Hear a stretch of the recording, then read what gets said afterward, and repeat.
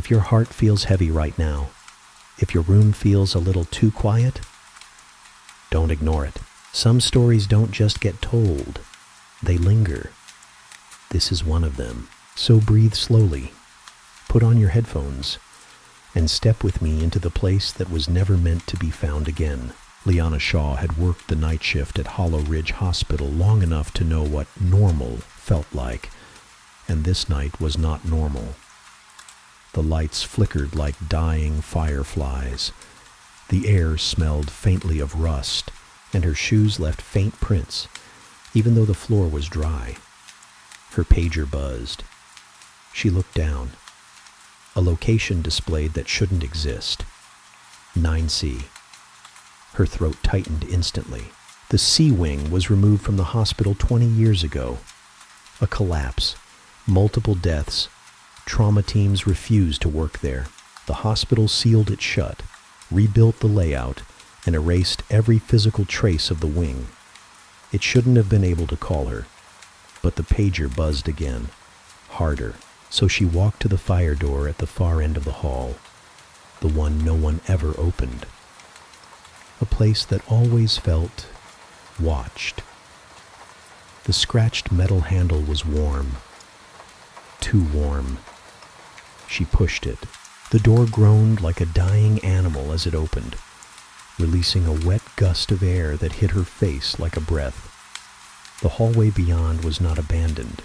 It was lit, clean, active, like it had never been demolished at all. Her stomach dropped. Each step made a soft, squelching sound. The floor coated in something she refused to look at. The air felt thick, like walking through a damp throat. She passed the first room. Empty bed, straps curled and broken. Bloody claw marks dug into the headboard. Another room.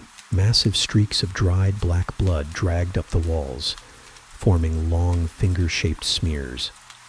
Another. A wheelchair tipped over, soaked in something that still dripped. And then she heard it. A faint, wet breathing.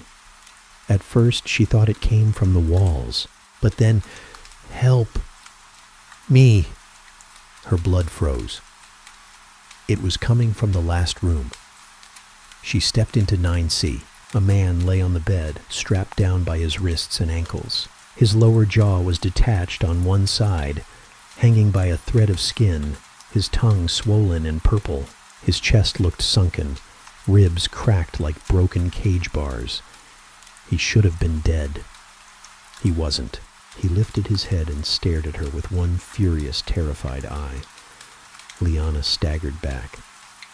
Then the wall behind the man began to pulse, like something enormous was pushing through from the other side, stretching the plaster, straining the metal, cracking the concrete. A long, bony limb pierced through the wall, dripping a thick black fluid. It bent in impossible angles, joints clicking like wet stones smashing together. Another limb broke through, then another, and something crawled out. Not a creature, not a person, not anything with language, just hunger. It dragged itself toward the man on the bed, who finally released a sound, not a scream, but a gurgling, drowning cry. Liana snapped out of her frozen panic and ran. Behind her she heard the tearing, wet, violent, final. The creature was not slow. Its limbs scraped and slammed along the floor behind her, gaining speed. Lights exploded one by one above her as she ran through the hallway. She burst through the fire door and slammed it shut behind her. The metal bent inward instantly as something massive struck it. Another hit, harder. A thick, dark fluid oozed through the bottom of the door. She backed away, panting, ready to run again. But the door suddenly went still. Silent. The hallway lights brightened. The temperature rose. The normal hospital hum returned. Liana's pager buzzed. She looked down. It followed you. Her throat locked. She ran. Down the hall, up the stairwell, out into the cold night air. She stumbled across the parking lot, reaching her car, fumbling with the keys until she finally got inside. She locked the door, shaking violently. She didn't breathe for almost a full minute. Then, from the quiet hospital behind her, she saw the fire door downstairs slowly open. A shadow spilled out. Tall, loose, wrong. It stepped into the moonlight, and then stopped. It didn't chase her. It didn't move. It simply tilted its head, watching her, like a predator deciding if the prey was worth the effort. Her hands trembled so hard she could barely turn the key in the ignition. The car roared to life, headlights cutting through the fog. The shadow flinched. Then it slid backward, melting into the darkness, pulling itself back into the hospital like a retreating tide. Liana peeled out of the parking lot, tires screaming. She never went back. Not for her last paycheck. Not for her belongings. Not to say goodbye. She moved 3 towns away within a week. She changed her number. She burned her old scrubs. And for years, she tried to forget. But the hospital didn't reopen the C wing. I used to believe that the worst kind of fear was the fear of the unknown. But I was wrong. The worst fear is realizing the thing you thought was human was never human at all. I learned that the night my neighbor began staring into my bedroom window. I live alone. 2-story house, quiet street, a place where nothing ever happens. Or at least, that's what I used to tell myself. The kind of neighborhood where people wave politely but never talk for more than a minute. Where everyone minds their business, keeps their doors locked, and pretends nothing bad could ever happen here. I moved in during early spring. My neighbor, the one right across from me, didn't say much. Tall, pale man, thin, almost sickly. Hair too black to be natural. He wore the same outfit every day, a long gray coat, boots and a scarf, even in warm weather. He didn't smile, didn't wave, didn't blink much either. The first time I saw him, he was standing at the edge of his yard staring at my house. Not at me, at my window, my bedroom window on the 2nd floor. He didn't look away when I noticed him. He didn't move. He didn't react at all. I tried to tell myself he was just weird, a harmless eccentric. Everyone knows at least one strange neighbor, right? I wish that were the truth. The first night it happened, I woke up around 2:30 a.m. with a feeling. Not a sound, not a nightmare, just a feeling that someone was watching me. I rubbed my eyes, sat up in bed, and for a moment thought I'd imagined it. Then I glanced at the window, and I froze. He was standing there, in the yard, facing my house, his head tilted upward, staring directly at my bedroom window. His body was completely still, but something about his posture felt wrong. Too straight, too stiff, like he wasn't using muscles but holding himself in place. His eyes didn't reflect the porch light. They were just empty. I stood there, breath caught in my throat, unable to move. At first I thought maybe he couldn't see me through the blinds, but then his head slowly tilted, reading my small movements, tracking me even though I hadn't turned on a light. He saw me. He knew I was awake, and he didn't look away. I backed away from the window and sat on the floor, heart pounding so loud I swore he could hear it. I waited for him to move, to leave, to do something, but he didn't. He stood there motionless until dawn. When sunlight finally touched the street, he turned around and walked back inside his house, like nothing had happened. I tried calling the police, but what was I supposed to say? My neighbor is staring at my house. That isn't illegal. It isn't even enough to get a patrol car sent out. They told me to avoid contact and let them know if he trespasses. He didn't trespass. Not yet. The next night, he was there earlier, 1 a.m. Same position, same expressionless face, same horrible, rigid stillness, staring directly at my window. This time, I closed the blinds immediately. But blinds don't stop fear, and they don't stop him either. Night after night he appeared, 1:42 a.m., 12:58, and 3:16 a.m. There was no pattern, no timing, no reason, but every single night he stood there staring, sometimes for hours, sometimes just long enough for me to notice him. One night, I gathered the courage to peek through the blinds. He was closer, not in the yard this time. He was standing at the edge of my driveway, staring up, directly into my window. His coat swayed slightly even though there was no breeze. His arms hung unnaturally long at his sides, fingers too thin, too pointed. I stepped away from the blinds. He shifted.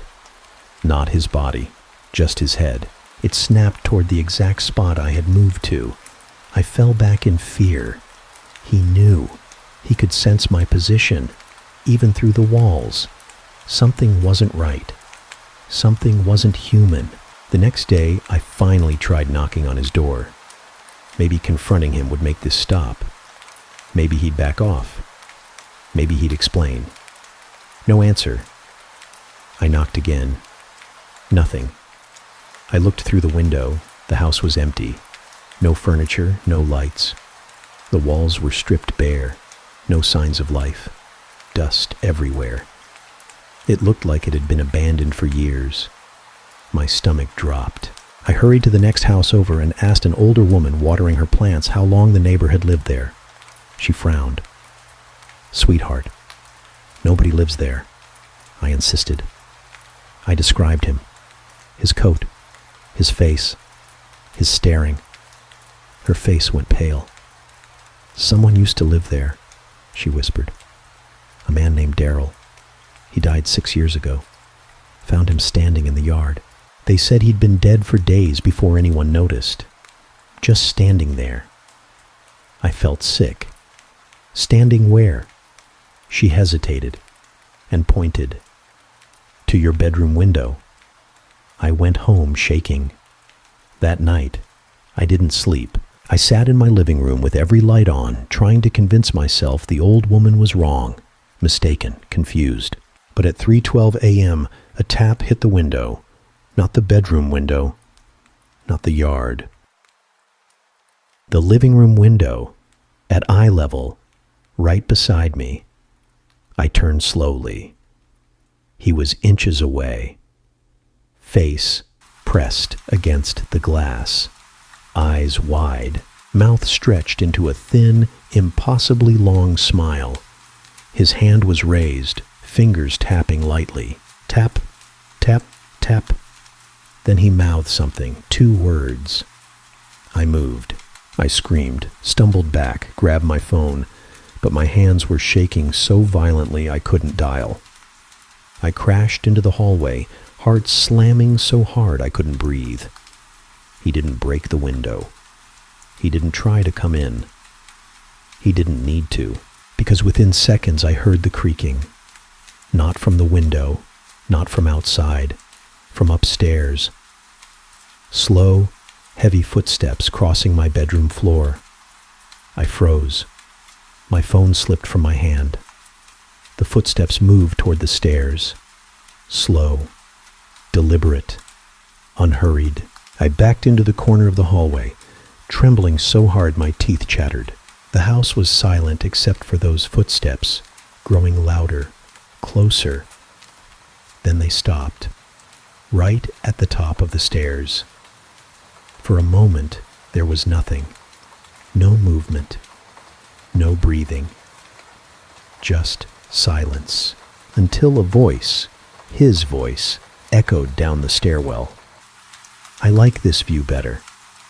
I ran out of the house without looking back. I didn't care if he followed. I didn't care if anyone saw me.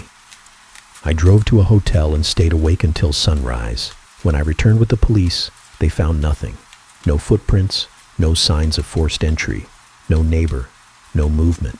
But in my bedroom, on the inside of the window, written in long, smudged fingerprints, was a message. "See you tonight." I moved out the same day. I never went back. I never looked behind me. But sometimes, late at night, I swear I feel eyes on me, watching, waiting, knowing, because he wasn't a neighbor. He wasn't a man, and he didn't belong to that house. He belonged to me now, wherever I go. And every night, just before I fall asleep, I hear it. Tap, tap, tap. She grew up believing churches were the safest places in the world. Her grandmother always told her, if anything scares you, run to the church. Nothing evil can cross God's doorstep. But Elena Carter learned the truth on a cold Friday night. The kind of night where the world feels too quiet, like something is holding its breath. The night she stayed after hours inside St. Augustine's chapel. The night she heard the floorboards whisper her name. And nothing was safe again. Elena volunteered at the church every week. She cleaned the pews, dusted the hymn books, polished the candle holders. The building was old, its wood soaked with time, its halls filled with shadows that clung to corners like dark secrets. Father Gabriel Mercer, quiet, worn, always tired, rarely spoke unless necessary. His eyes always carried the kind of sorrow that only comes from seeing something you can't unsee. Elena never questioned it until that night. She had stayed after sunset to finish cleaning. The chapel was quiet, lit only by a few flickering bulbs overhead. The stained glass windows looked darker than usual, the colors swollen with night, like bruises across the walls. She bent down to pick up a child's drawing left under a pew, a simple picture of a cross and a smiley face. That's when she heard it, a whisper, soft, dry, close. Elena. She froze. The chapel was empty. Her breath turned cold.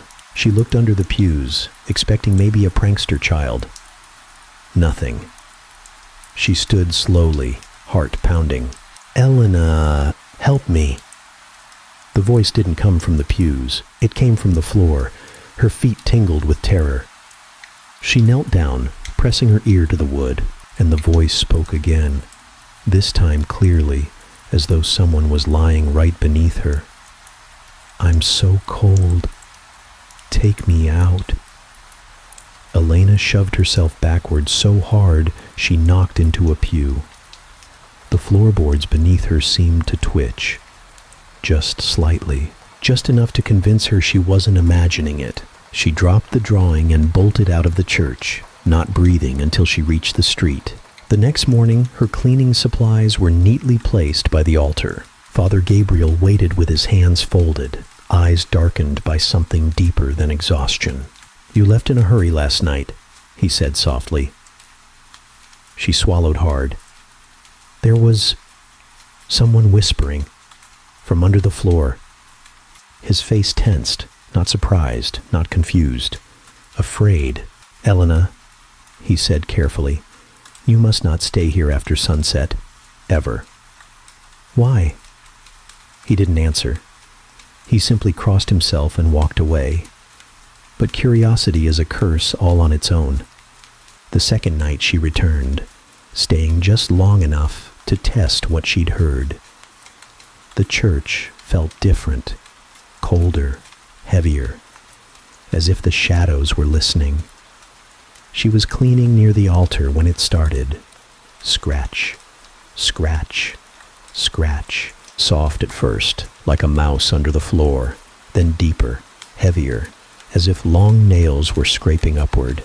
Escarque, escarque, escarque.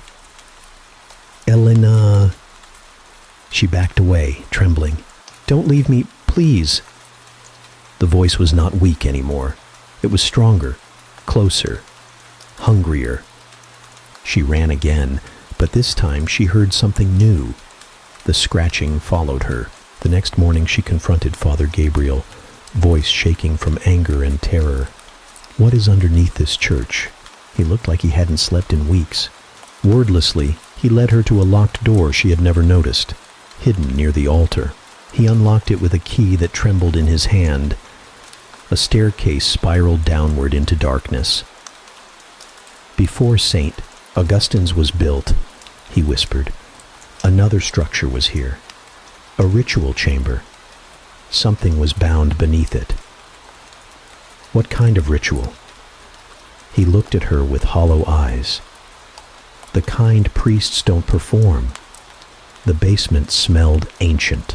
Stone walls were carved with symbols, some scratched out, others boarded over, but some still glowed faintly, like dying embers refusing to go out. And in the center of the room lay a heavy wooden trapdoor, chained from all sides, except it didn't look like a trapdoor. It looked like a coffin.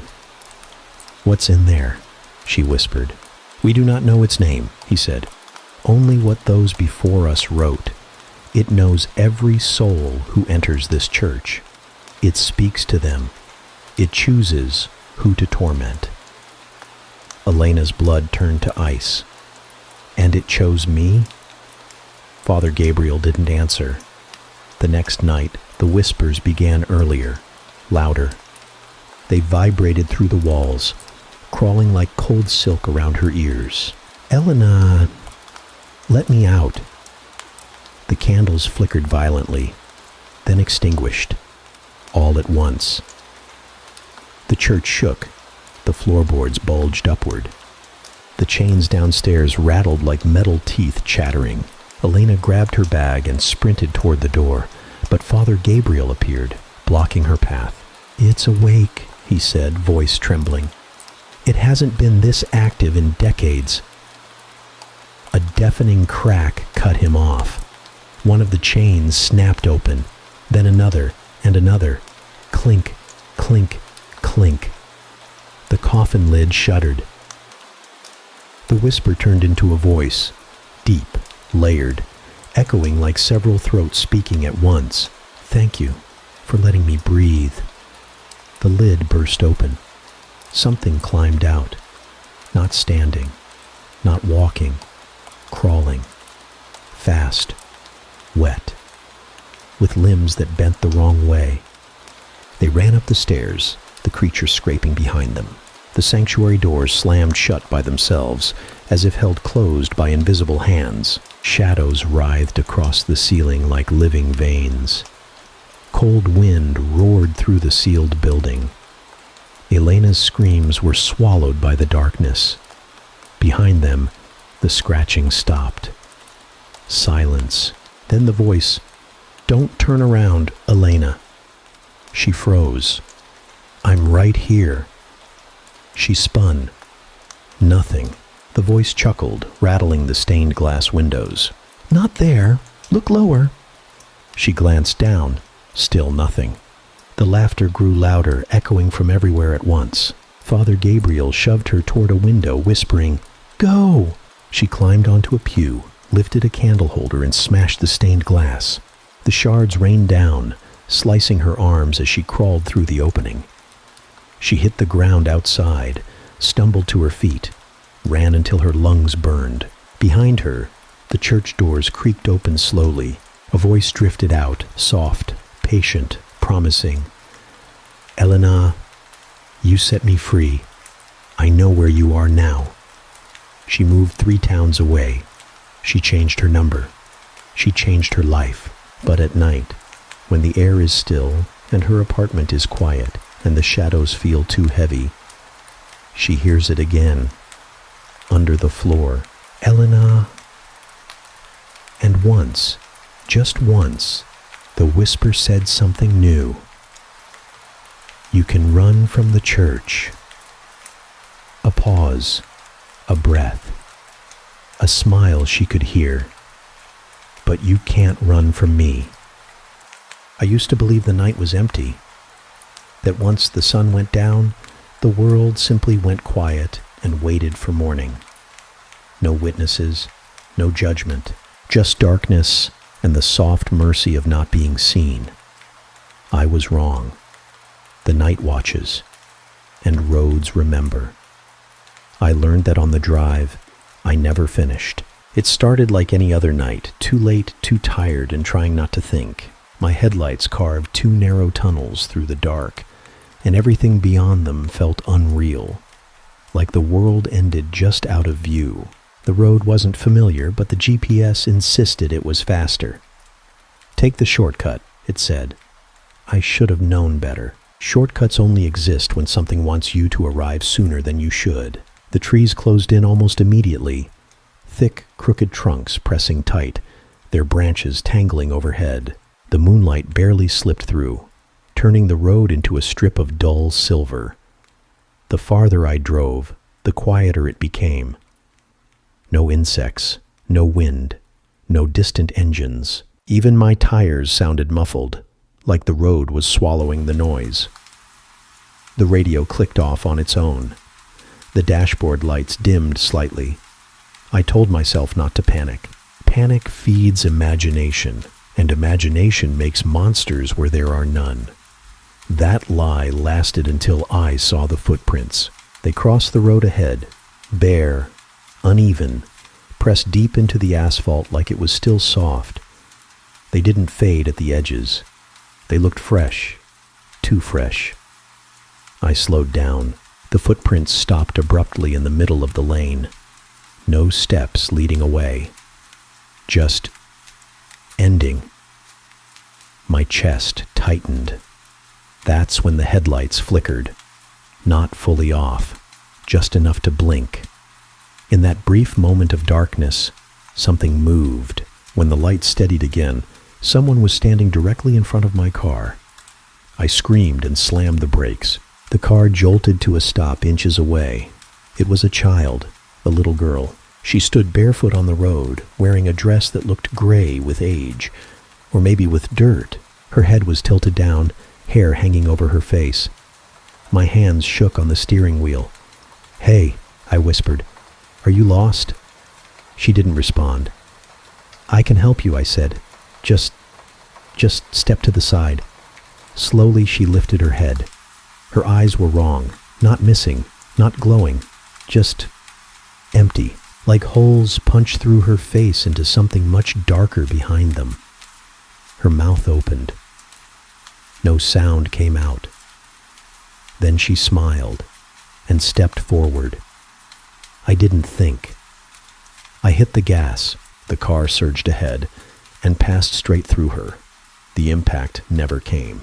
Instead, a freezing pressure slammed into my chest, knocking the breath from my lungs. The temperature inside the car dropped instantly, fogging the windows. I screamed, swerving wildly, barely keeping the car on the road. In the rearview mirror, she was sitting in the back seat. Her head rested against the glass, smile still stretched too wide. I couldn't breathe. My vision blurred. "I didn't see you," I sobbed. "I swear, I didn't..." Her mouth moved. This time, I heard it. "You never do." The car radio burst to life. Static, then voices overlapping, crying, shouting, pleading, all mashed together like a memory being replayed wrong. Through the noise, one phrase repeated again and again. "Why didn't you stop?" The road ahead twisted unnaturally, bending sharper than it should have. Trees leaned inward, their branches scraping the car, leaving long, shrieking sounds like fingernails on metal. The headlights began to dim. I felt something cold brush my shoulder, small fingers, squeezing. I begged. I prayed. I promised things I could never give. The car lurched violently and suddenly stopped. The engine died. Silence fell like a grave closing. The little girl was no longer behind me. She stood outside the driver's door now. Her face was closer than it should be. Behind her, shapes emerged from the trees. People. Too many. Men, women, children. Some were whole. Others not. Broken limbs, twisted necks, hollow eyes. All of them staring. All of them waiting. The girl raised her hand. Every mouth opened at once. They spoke together. "Drive." The engine roared back to life. The road ahead ended abruptly, dropping into darkness. No bridge, no warning, just empty space. The car accelerated on its own.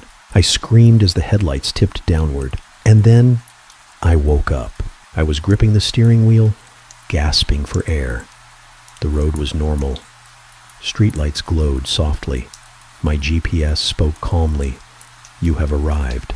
I stumbled out of the car and into my house, shaking, sobbing, convinced I had finally lost my mind. Morning came.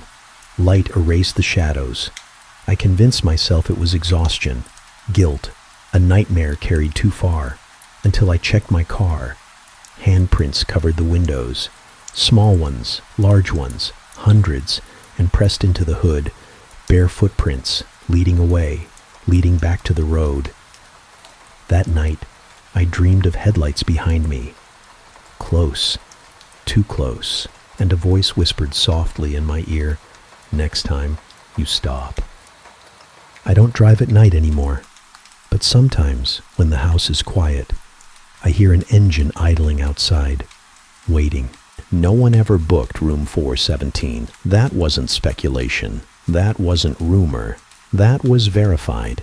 The Pine Hollow Motor Lodge had been inspected, audited, and reviewed dozens of times over its 40-year existence. 40 rooms, one floor, a straight hallway with identical doors, identical carpets, identical stains no one could ever fully clean. There was no room 417 on any official document, but guests kept asking for it. The first recorded mention came from a handwritten note in the night clerk's logbook dated October 3rd, 1996. Guest in 412 reports, knocking from 417. Advised no such room. Guest seemed confused, asked me why the room had a light on. The clerk dismissed it as exhaustion. Travelers imagined things. That happened all the time. But then the calls started. Guests complaining about footsteps in the wall. Guests hearing a television murmuring through the night. Guests reporting a man standing in the hallway, asking if they needed anything. Always polite, always calm, always smiling, and always near the far end of the hall, past where the last real room should have been. The woman in 414. Her name was Elaine Mercer, 32, traveling alone for work. She checked into room 414 just before midnight. Security footage showed her rubbing her eyes, visibly exhausted, barely listening to the clerk explain checkout times. At 2:11 a.m., she called the front desk. She whispered, not because the connection was bad, but because she didn't want to be heard. She said someone in the room next to her was pacing. Slow footsteps, back and forth, back and forth. Each step measured, intentional. The clerk told her both adjacent rooms were empty. There was a long pause. Then Elaine said something that made the clerk write it down immediately. Then why did he knock and ask if I was enjoying my stay? The clerk offered to send security. Elaine said no. She said she was leaving. Security footage showed her exiting her room at 2:26 a.m. She didn't pack. She didn't check out. She didn't look back. As she reached the end of the hallway, the camera caught something else. A door, one that had never been visible before, closing quietly behind her. The truck driver, 2 weeks later, Marcus Bell, a long-haul driver, checked in for the night. He was seen on camera eating from a vending machine, joking with the clerk, complaining about his back. He requested a wake-up call at 6 a.m. At 1:17 a.m., his keycard opened room 409. At 1:18 a.m., a second keycard, one that had not been issued, opened room 417. At 6:02 a.m., housekeeping found Marcus's room empty. The bed was untouched. The shower was dry. His boots were lined up neatly by the door. His phone was plugged in and charging. His truck was still parked outside. Police initially assumed he stepped out and never returned, until they reviewed the footage. From 1:12 a.m. to 1:19 a.m., the hallway camera showed only static. Not frozen video, moving static, like something was interfering, deliberately.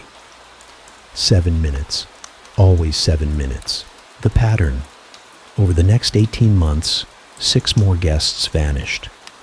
Different ages, different backgrounds, different reasons for staying, but the details never changed. No signs of struggle, No forced entry, personal belongings left behind, keycard logs showing 417 accessed, 7 minutes of corrupted footage. Complaints about a polite man in the hallway. One couple reported the man knocking on their door at 12:43 a.m. to apologize for the noise. He asked how long they planned to stay. They joked that he sounded like he worked there. The next morning, the room beside theirs was empty. No guest, no luggage, no record. The hallway police brought in engineers. They measured the building, tore open walls, checked crawl spaces. The hallway was 3 feet longer than it should have been. Not enough to fit a room, just enough to feel wrong. The electronic key system was replaced. It still logged room 417. Even when the motel's power was shut off, the system continued recording activity. Engineers disconnected the server. The logs continued. Always at night. Always after midnight. Always 7 minutes. The shutdown. The Pine Hollow Motor Lodge closed quietly. No press conference. No explanation. Just a locked gate and a sign that said, "Closed for renovation." But people still reported seeing the lights on. Truckers swore the vacancy sign glowed at night. Locals avoided the road entirely. Years later, urban explorers broke in. They described the air feeling heavier the farther they walked down the hallway. The sound changing, like being underwater. At the end of the hall was a door. Peeling paint. Crooked numbers. 417. One explorer laughed nervously and reached for the handle. A voice spoke from behind the camera. It said his name. Softly. Like an old friend. The footage ends there. The survivors. There were a few. People who knocked. People who opened the door and stepped back. They all said the same thing. The room was bigger inside. Too big. It looked like a hotel room, but wrong. The walls didn't line up. The corners felt deeper than they should be. And the man inside, he didn't threaten them. He greeted them. He knew their names, their jobs, why they were tired. He asked one question every time. How long do you plan to stay? Those who answered were never seen again. Those who ran still dream about the hallway, because room 417 doesn't disappear. It waits. And every time someone checks into the wrong place at the wrong time, when they're tired enough to listen, a door appears. This really happened during a camping trip. I still don't have an explanation. Listen closely. Like and subscribe if you enjoy stories like this. Comment if you want more. Let's begin. I used to love camping. That's what makes this hard to talk about. Because Pine Ridge was supposed to be peaceful. Just trees, stars, and quiet. No cell service. No roads nearby. The kind of place where silence feels thick, like it's pressing against your ears. There were 4 of us. Me, my cousin Aaron, his girlfriend Melissa, and my friend Jake. We arrived just before sunset. The sky streaked orange and purple behind the pines. The campground was emptier than expected. Only one other car parked far down the loop. No tent. No people. Just a car sitting there like it had been abandoned. Probably hikers, Jake said. They'll be back. I remember wishing he was right. That first night was normal. Too normal. We made a fire, cooked hot dogs, laughed. The forest around us felt endless, but not threatening. Crickets chirped. Owls called in the distance. Every now and then, we heard branches snap, but that's just animals, right? Around midnight, Melissa froze mid-sentence. Did you hear that?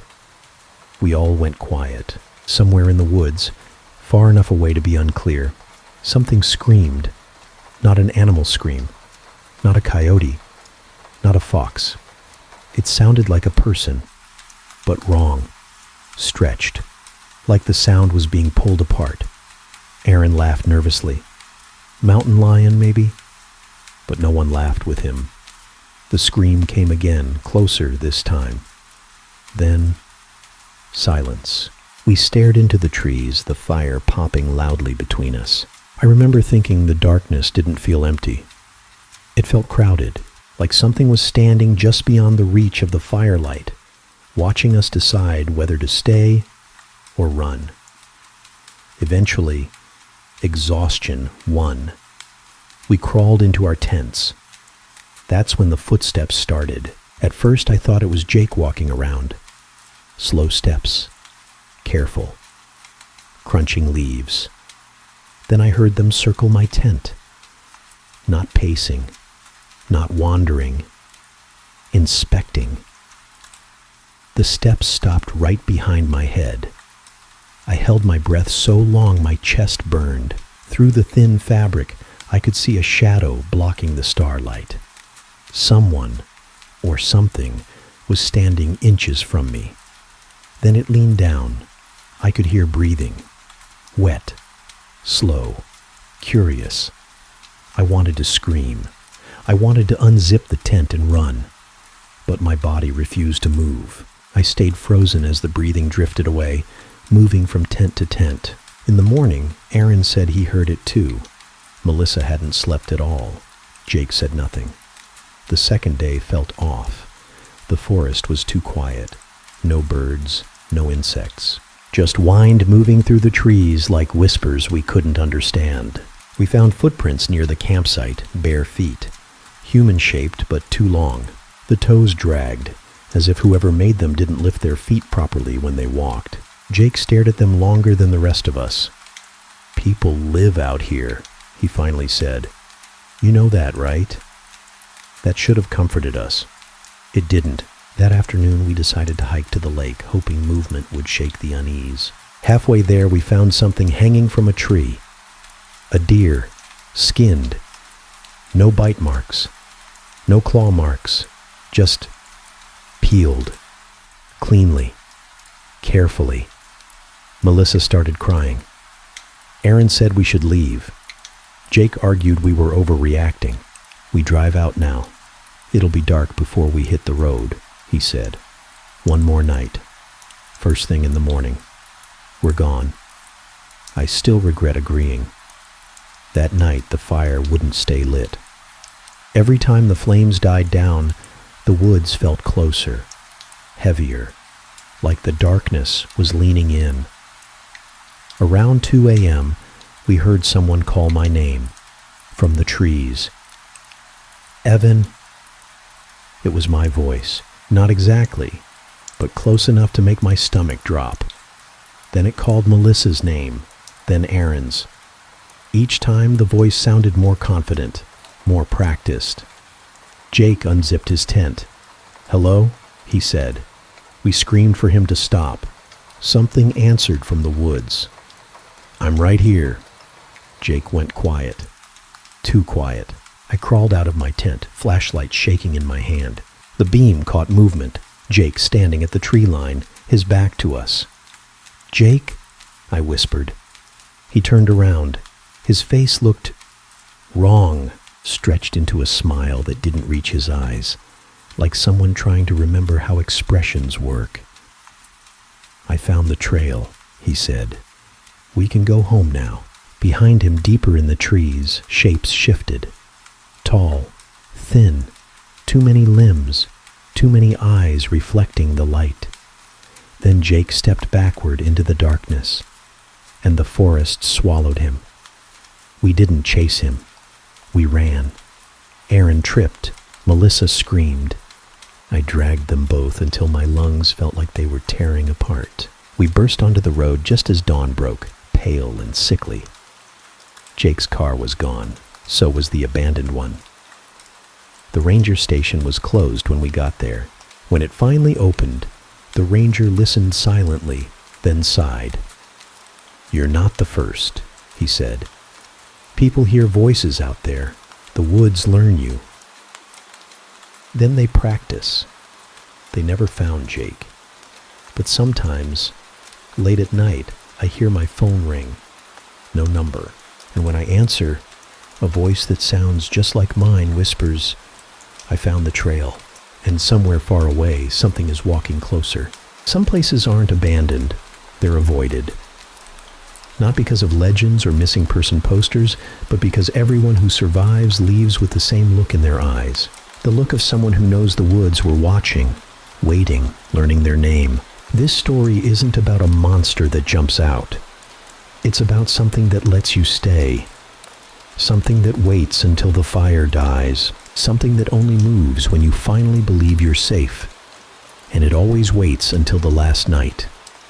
Now let's begin. The campground didn't have a name on the map. Just a black smudge where the trees grew too thick for satellites to see through. The road to it was wrong. Not cracked or broken.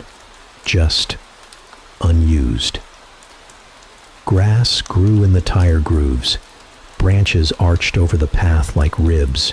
When we drove under them, the car radio hissed and died, replaced by a low pulsing static that made my teeth ache.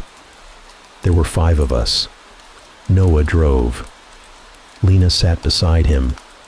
Mark and his brother Caleb were in the back, and I was wedged between backpacks and regret. The forest closed behind us with a sound like wet hands clapping. We joked at first. Nervous laughter. Someone said it smelled metallic. Someone else said it smelled like rain. I didn't say what I smelled. Rust. Old blood. Rotting leaves soaked in something thicker than water. The clearing appeared suddenly, like the trees stepped back all at once. No fire pit, no ranger station. No signs except one wooden post leaning sideways. Scratched into it, deep enough to splinter the wood, were the words, "Do not sleep after the fire goes out." Mark laughed. Edgy. We set up anyway. Night fell too fast. The sky didn't fade. It snapped from orange to black, like someone flipped a switch. Our fire struggled, flames bending inward as if pressed by invisible hands. That's when we noticed the silence. No insects. No owls. No wind. Just the fire popping and the sound of our own breathing. Lena whispered, "Do you hear that?" We listened. At first, nothing. Then, footsteps. Slow, wet, circling just beyond the firelight. Caleb shined his flashlight into the trees. The beam caught movement. Something tall ducking behind a trunk too quickly. Joints bending the wrong direction. Probably a deer, Noah said. But deer don't breathe like that. The footsteps stopped the moment the fire crackled louder, as if it was afraid of the light. We didn't sleep. We pretended to. Around 2 a.m., the fire collapsed into embers. That's when it started whispering. Not words, names, mine first. Soft, right beside my ear. Warm breath brushed my skin. I smelled it again. Fresh blood this time. I didn't move. Across the fire, Mark sat bolt upright and screamed. Something dragged him backward, straight into the dark. His heels dug trenches in the dirt. His fingers snapped as they clawed at the ground. Blood sprayed across the leaves in thick arcs. The sound he made when it bit him, God. It wasn't a scream. It was the noise meat makes when you tear it apart. Caleb ran after him. That was a mistake. We heard bones crack. Not snap, crush, like someone stepping on thick branches over and over again. Something crunched wetly. Chewing. Lena vomited. Noah grabbed a log and threw it onto the embers, desperate. Flames flared back to life just in time for us to see it standing at the edge of the clearing. Too tall. Skin stretched tight like it was borrowed. Its face was wrong. Smooth where eyes should be, mouth split too wide, teeth layered like broken glass. It smiled. Blood poured down its chest in ropes. Caleb's arm hung from its mouth, fingers twitching. It tilted its head and sniffed the air. Then it pointed at Lena. She ran. It didn't chase. It waited. The moment the fire dimmed again, Lena screamed somewhere in the trees. The scream cut off mid-breath. Silence.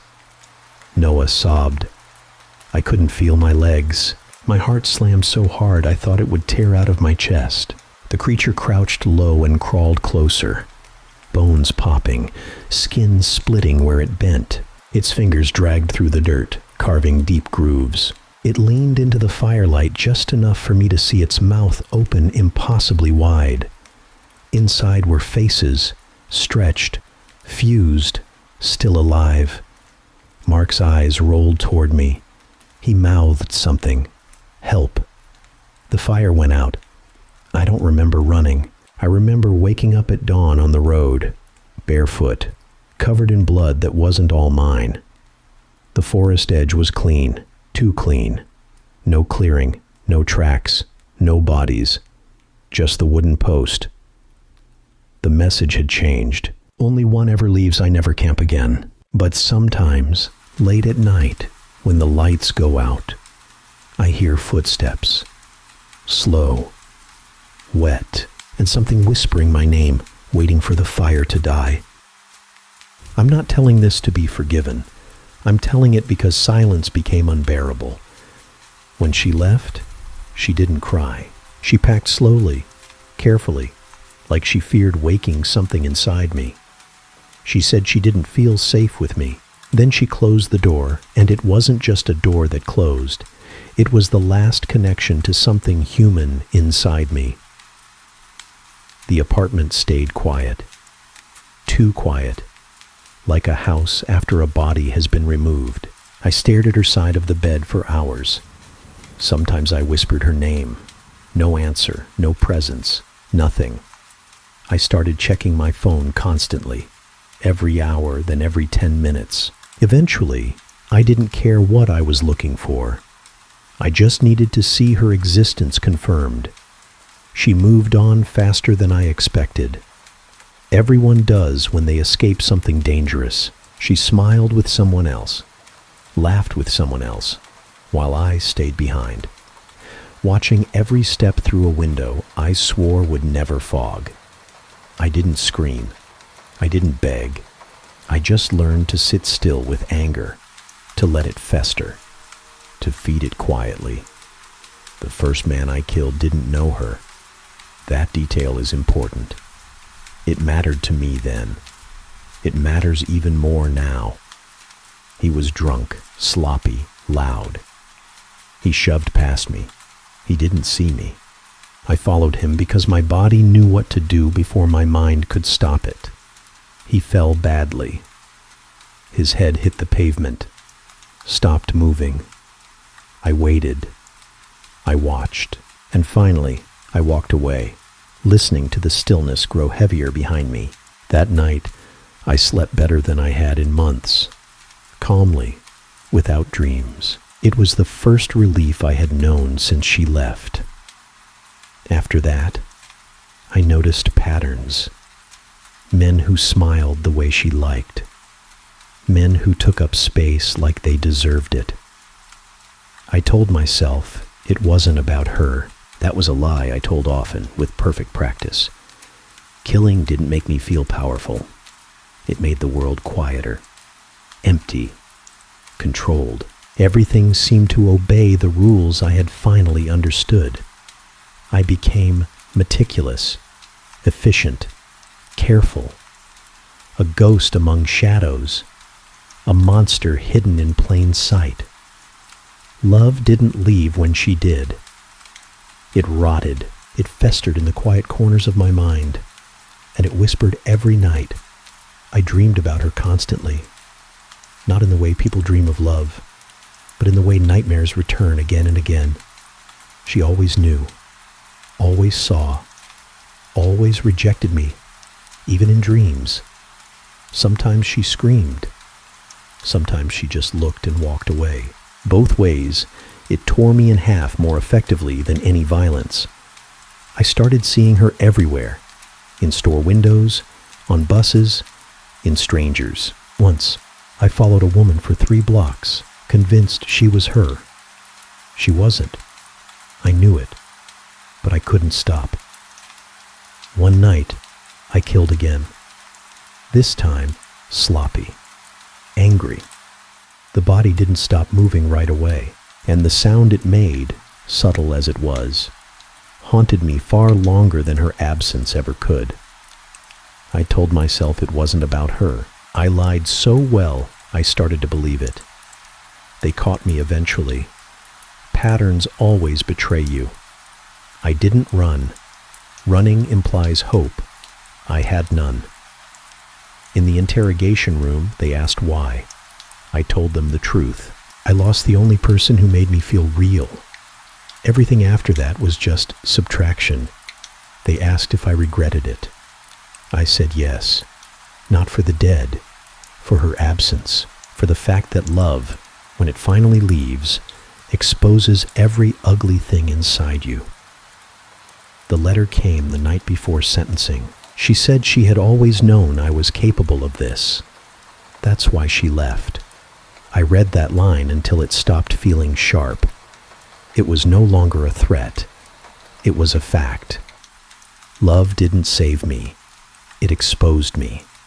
It left me behind. And that's the part no one wants to hear.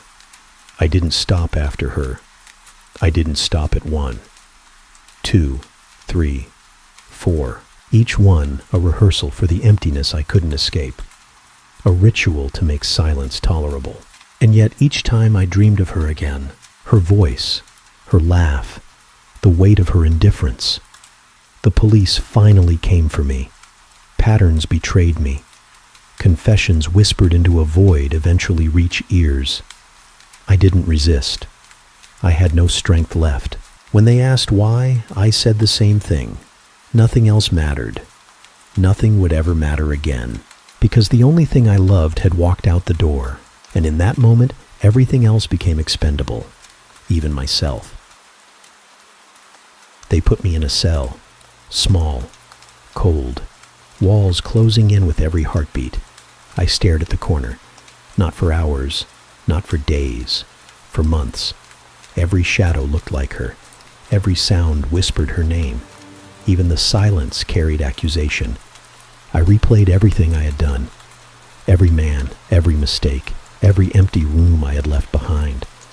Regret is heavier than any chains. It presses down, it suffocates, and it doesn't let you sleep. The dreams returned. Not nightmares now. Not her walking away, but her looking at me, calm, unforgiving, not screaming, just disappointed. I realized then that nothing I had done could fix what I lost. Nothing. Hunger and thirst became irrelevant. I stopped counting the days. I stopped talking. I stopped caring if the guards noticed. One night, I couldn't stand the stillness anymore. I walked to the small window in the cell. The city lights were distant, indifferent, alive. I whispered her name, and for the first time, I cried. Not tears for the dead, not for myself, but for the love I had destroyed in the first place. The cell grew colder. I sank to the floor, and I stayed there. Hours passed, or maybe days. Time didn't matter anymore. The last thing I remember was the sound of my own breath slowing, and realizing I had wasted everything chasing her absence, every life I had taken, every chance I had lost, every moment I could never undo. When they found me, I was still, silent, empty. Regret had finally claimed me, and even then it whispered my failures into the quiet. The only thing left was the weight of what I had done, and the love I had lost.